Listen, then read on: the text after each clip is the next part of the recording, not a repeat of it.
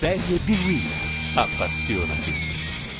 Buon pomeriggio da Matteo Ronchetti. La 36esima giornata di Serie B-Win mette di fronte al tombolato Cittadella e Padova. Fino a poche giornate fa sarebbe stato veramente difficile prevederlo, ma oggi il derby padovano vale la salvezza. L'obiettivo dunque è comune: fare al più presto i punti necessari per mettersi al sicuro e dare una scossa a questo 2013 che ha per entrambe solo 2 vittorie all'attivo. E arriva in questo momento il fischio d'inizio. Cittadella e Padova.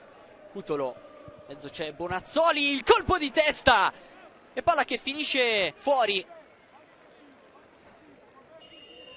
Schiavon che vuole il destro, Schiavon alto sopra la traversa,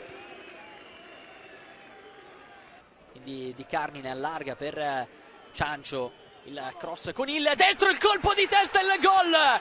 Il Cittadella passa in vantaggio, 17° minuto.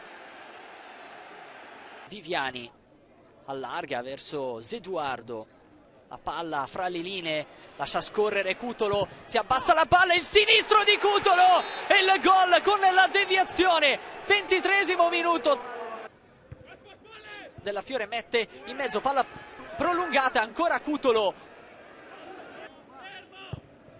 altra palla in mezzo, il colpo di testa sul secondo palo, Trevisan che trova la schiena di Cordaz. La battuta in mezzo e trova il pallone Pellizzer e quindi il gol.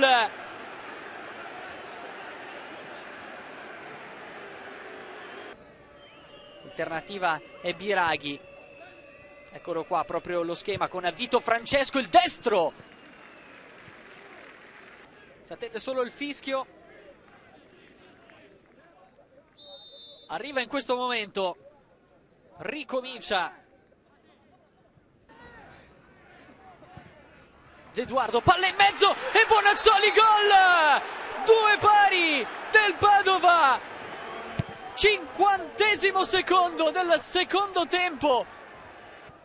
Di Nardo, palla in avanti verso Di Carmine che va giù, palla di ritorno e poi il tap-in vincente di Schiavon. 3-2. Padova, possesso del pallone, buona palla per Farias, sul secondo palo, rientra sul destro, un tiro a giro. Cutolo,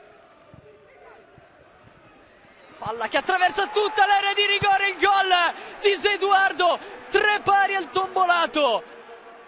Sali e scendi di emozioni che non si arresta.